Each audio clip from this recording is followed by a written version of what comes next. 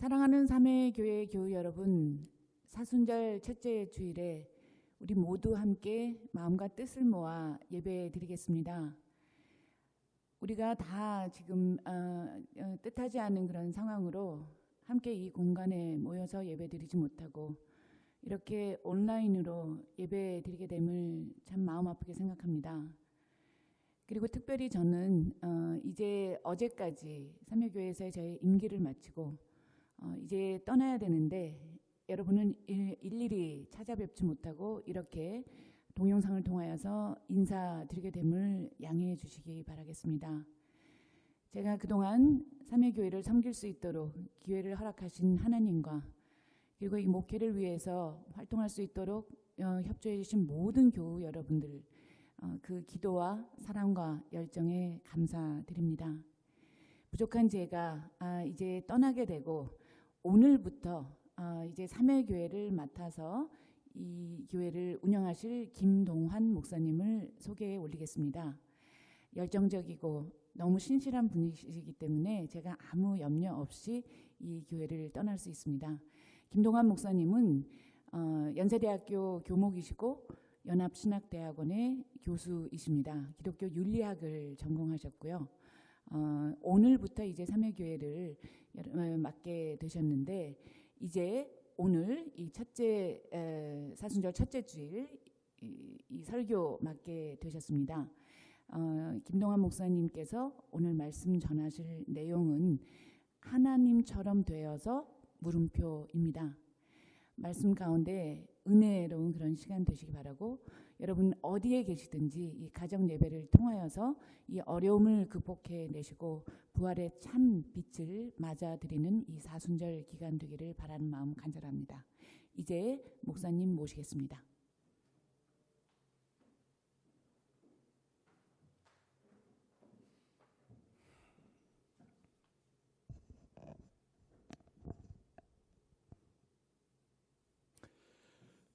네, 소개해 주신 우리 정미영 목사님께 감사를 드립니다.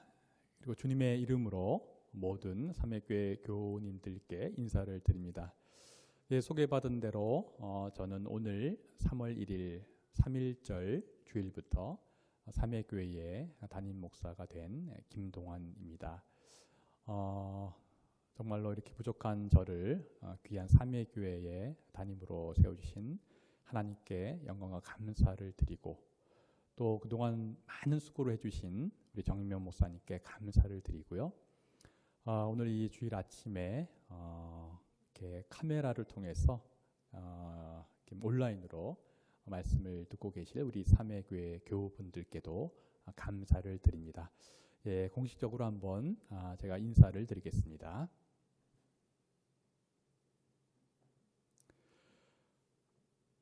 저는 2012년에 연세대학교에 교원이 된 후에 그간 8년 동안 가끔 우리 삼회교회에 설교자로 오기도 했고 또 가끔 중요한 행사에 이렇게 오해 참여하기도 했습니다. 그러면서 뭐 언젠가 시간이 되고 또 순서가 되면 삼회교회 담임이 될 때가 있지 않을까 뭐 이런 나름대로의 예상을 해왔습니다. 그리고 오늘이 바로 그날이 되었습니다. 이렇게 제 예상이 8년에 걸쳐서 이루어진 오늘이 되었으나 동시에 제가 전혀 예상하지 못한 그러한 일들이 또 막상 닥치니 일어나게 되었습니다. 첫 번째로 전혀 예상하지 못한 것은 무엇이냐면은 제가 이렇게 담임을 맡게 될 그 시점이 이렇게 갑작스러울지는 몰랐습니다. 저는 사실 오늘 주일 아침이죠. 이틀 전인 금요일 오후에 학교에 그 공지하는 시스템을 통해서 공지를 받게 되었습니다. 불과 이틀이 채 되지 않게 이렇게 보직으로 임명을 받았기 때문에 저도 그렇고 우리 정명 목사님도 그렇고 굉장히 좀 당황스러웠으며 저는 부랴부랴 성서 공과의 성경 본문을 받아서 묵상하고 기도하고 이렇게 말씀의 자리에 서게 되었습니다. 두 번째로 제가 예상은 했으나 닥쳐보니 전혀 예상하지 못했던 또 한 가지는 무엇인가 하면, 제가 이렇게 담임을 맡게 될 이 시기가 이렇게 국제적으로 난국의 시기가 될 줄은 전혀 예상하지 못했습니다. 그래서 아까 말씀드린 대로 오늘 이 주일 아침 삼회교회에 우리 이렇게 자리에 아무도 앉아 계시지 않고 제가 이렇게 카메라를 통해서 온라인으로 여러분들께 말씀을 전하게 될 줄은 전혀 예상하지 못했습니다. 제가 이런 일들을 지금 경험하면서 이런 생각을 하게 되었습니다. 여러분들 아시는 대로 전도서 7장 14절에 사람은 제 앞일을 알지 못한다, 이런 말씀처럼 인간이라는 것이 굉장히 똑똑하고 현명한 것 같지만 결국은 바로 한 치 앞도 내다보지 못하는 우매한 존재구나, 이런 사실을 다시금 이번 일로 깨닫게 되었습니다. 오늘 여러분께서 가정 예배문을 통해서 함께 읽으신 창세기 2장과 3장의 말씀을 가만히 살펴보면 바로 첫 번째 인간인 아담과 하와가 한 치 앞도 알지 못하면서 바로 한 치 앞에 일어날 그 일에 대해서 고민하고 선택하는, 그래서 실수하는 그것을 우리는 잘 알 수 있습니다. 자, 그 선택의 기로 중에 핵심적인 내용들 중 하나가 이것입니다.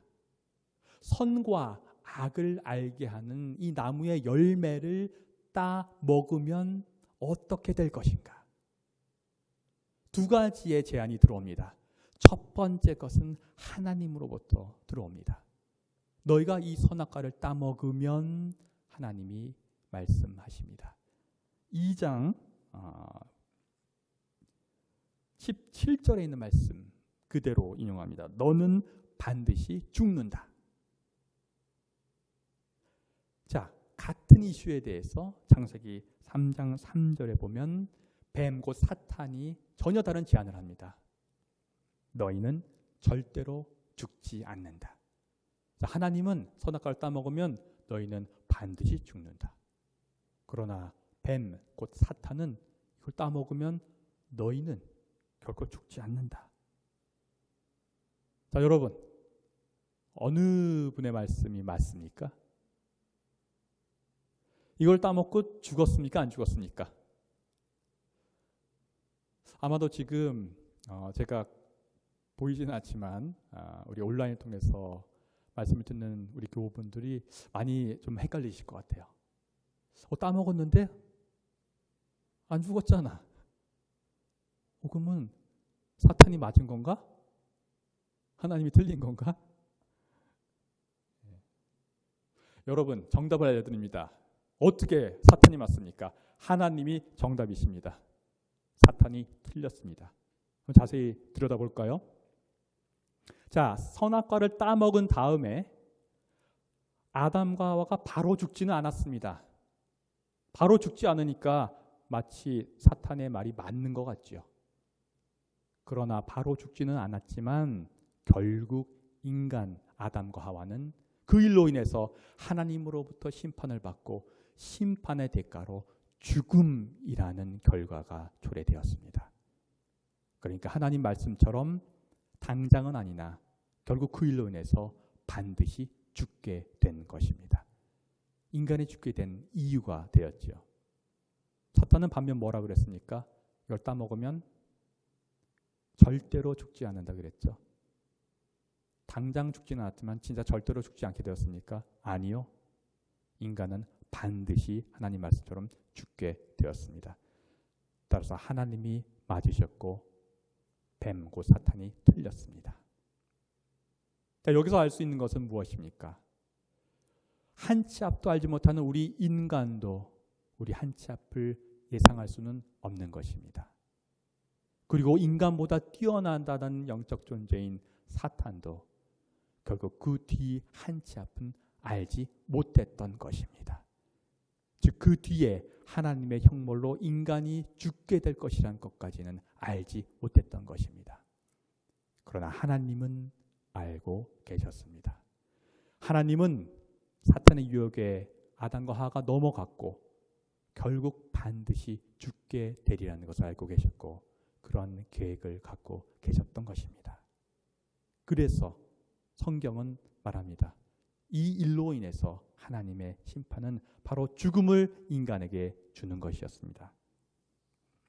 여러분 읽어보시면 아시는 대로 흙에서 왔으니 흙으로 돌아가라. 창세기 3장 19절의 말씀이 바로 그것입니다. 이러한 하나님이 우리의 한 치 앞뿐만 아니라 그 모든 미래를 아시고 계획하신다는 것을 여러분 잘 아시는 대로 신학적으로 섭리라고 합니다. 섭리, 하나님의 섭리, 인간과 그 어떤 존재를 넘어선 하나님의 섭리. 기독교 신앙은 바로 하나님의 섭리. 우리는 한 치 앞도 모르나 하나님은 우리 믿는 자들의 모든 미래를 예상하고 계시고 계획하고 계신다는 그 섭리를 믿는 신앙이 바로 기독교 신앙의 출발입니다. 바로 그것이 바탕이 되어야 우리는 참 신앙을 가질 수 있는 것입니다. 근데 여러분, 우리가 그 하나님 섭리를 이렇게 알고 그렇게 따라야지 하지만 정말로 그러고 있습니까? 많은 경우 우리가 어떤 일을 당하다 보면 어느 순간 하나님 위급합니다. 어떻게 해야 될까요? 그러다 안절부절 못하고 뭔가 당장 응답이 없을 때 우리는 슬며시 그렇게 생각합니다. 하나님을 믿습니다. 하나님이 모든 것을 할 수 있는 것을 압니다. 그러나요? 지금 해결해야 되는데 사실 저도 이제 나이가 있고 경험이 있어서 나름대로 해결할 수 있습니다. 하나님 완벽히 똑똑하신 건 압니다. 그러나요? 저도 사실 이 정도 처리할 수 있을 정도 똑똑은 합니다. 이러면서 세상과 타협하게 됩니다. 그러면서 마치 오늘 나타난 대로 뱀의 유혹에 넘어가게 되는 것이죠. 이것은 바로 교만이라고 합니다. 그 교만의 본질은 바로 내가 하나님처럼 되려는 모습입니다. 나도 하나님처럼 할 수 있지 않는가? 내가 내 일을 나 스스로 해결할 수 있지 않을까? 바로 하나님처럼 되려는 그러한 모습입니다. 오늘 창세기 3장 5절에 뱀이 이렇게 유혹합니다. 너희가 그 나무 열매를 먹으면 너희 눈이 밝아지고 하나님처럼 되어서 선과 악을 알게 된다. 뭐라고 유혹했나요? 하나님처럼 되어서. 오늘의 설교 제목이기도 합니다. 여러분 선과 악을 따먹고 나서 하나님처럼 되었나요? 선과 악을 아는 그 하나님이 갖고 계신 능력을 말하자면 훔쳐서 그런 능력을 갖게 되기는 하였지요. 그러나 아담과 하와가 하나님이 된 것은 아닙니다. 본인들의 착각입니다. 그런 능력을 갖게 되었다 하더라도 여전히 하나님은 창조주시고 아담과 하와는 피조물이었고 여전히 하나님은 전능하시고 아담과 하와는 한 치 앞도 모르는 우매한 인간이었습니다. 하나님처럼 되어서 결국 본인이 하나님처럼 되려는 교만이 싹튼 것이지요. 이러한 교만을 20세기의 유명한 신학자인 라인홀드 니버는 제 유명한 책 인간의 본성과 운명이라는 책에서 교만은 원죄의 기원이다 이렇게 보고 있습니다. 바로 원죄의 기원은 교만인데 그 내용은 내가 하나님처럼 되려는 내 능력이 결국 하나님 같은 능력이 될 수 있고 내 문제를 해결할 수 있을 것 같은 그 교만을 원죄의 기원으로 보았다는 사실입니다. 이 교만을 사탄은 건드렸고 그것이 유혹이었고 그 유혹에 인간은 넘어진 것입니다. 이처럼 한 치 앞도 바라보지 못하는 인간 아담과 하와는 그 유혹에 넘어졌고 교만하게 되었고 그 유혹을 했던 사탄조차도 사실은 한 치 앞을 바라보지 못하고 하나님의 섭리를 알지 못하는 존재였는데 다행히도 이 세상에 살면서 하나님처럼 될 수 있는 최고의 능력이 있었으나 그렇게 하지 않고 오직 하나님께 순종하신 한 분이 계셨으니 그분이 바로 우리가 믿는 예수 그리스도이십니다. 오늘 또 읽으신 가정예배를 통해서 읽으신 그 마태복음의 이야기, 너무나 잘 알려진 이야기지요. 악마의 시험이라고들 하는 이야기가 바로 그것을 보여주고 있습니다. 이 이야기는 여러분들이 너무 잘 아셔서 다시 읽을 필요는 없을 것 같습니다. 세 가지 유혹이 나옵니다. 세 가지 유혹의 핵심은 이 세상의 최고의 세 가지인 돈과 명예와 권력의 유혹입니다. 첫 번째 유혹은 이 돌을 빵이 되게 하라. 바로 재물, 돈에 대한 유혹입니다. 두 번째, 한번 뛰어내려봐라. 그러면 천사들이 다 받쳐줄 것이다. 받쳐주는 명예에 대한 유혹입니다. 세 번째, 나한테 절하면 이거 다 주겠다. 이 세상 다 주겠다. 세상 권력에 대한 권력 유혹입니다. 이 돈과 명예와 권력의 유혹에 예수님께서는 충분히 돈과 권력, 명예로 막 하실 수 있고 같이 싸우실 수 있었습니다. 그러나 예수님은 절대 그러지 않으셨습니다. 하나님처럼 되려 하지 않으셨고 오히려 하나님의 말씀에 순종하고 겸손히 하나님의 섭리대로 그 말씀을 인용하심으로써만 대응하셨습니다. 그 첫 번째 돈의 유혹에 대해서 예수님께서는 이렇게 말씀으로 대응하십니다. 성경에 기록하기를 사람이 빵으로만 살 것이 아니라 하나님의 입에서 나오는 모든 말씀으로 살 것이다. 두 번째, 명예 욕에 대해서 예수님 역시 하나님의 말씀으로 대응하십니다. 성경에 기록하기를 주 너의 하나님을 시험하지 말라. 세 번째, 권력의 유혹에 대해서 역시 하나님의 말씀으로 대응하십니다. 성경에 기록하기를 주 너의 하나님께 경배하고 그분만을 섬겨라 하였다. 예수님께서 본인의 능력이 있으시지만 그것을 사용하지 않고 겸손히 하나님의 말씀으로 하나님처럼 되려하지 않고 하나님을 하나님 되게 하는 순종의 모습을 보여줄 때 악마는 떠나가고 천사들이 와서 예수께 시중을 들었다. 마태복음 4장은 이렇게 저희들에게 고백하고 있습니다. 만약 예수님이 본인의 능력으로 하나님처럼 되려는 능력으로 여기에 대응하셨다면 아마 사탄은 악마는 신나서 더 덤벼들었을 것입니다. 그러나 겸손히 순종하며 하나님의 말씀으로 하나님을 하나님 되게 하자. 그때 악마는 떠나갔습니다. 이것이 바로 기독교의 진리고 비밀입니다. 하나님이 하나님 되게 하는 인간의 겸손과 그 순종, 그것이 인간의 놀라워 보이는 능력보다 훨씬 뛰어다는 그 사실, 그것에 악마는 떠나가게 되고 그곳에 진정한 힘이 있는 것입니다.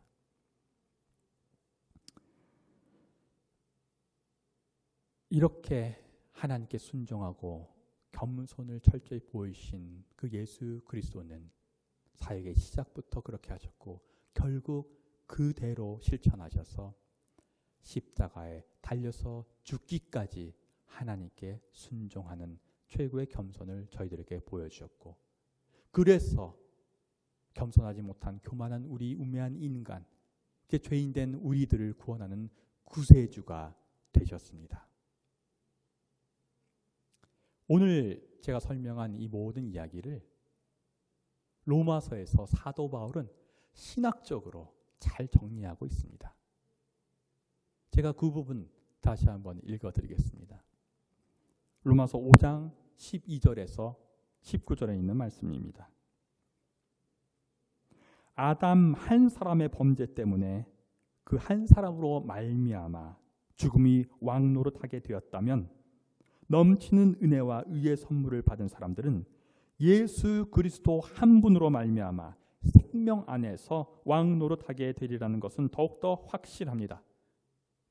그러니 한 사람의 범죄 때문에 모든 사람이 유죄 판결을 받았는데 이제는 한 사람의 의로운 행위 때문에 모든 사람이 의롭다는 인정을 받아서 생명을 얻게 되었습니다.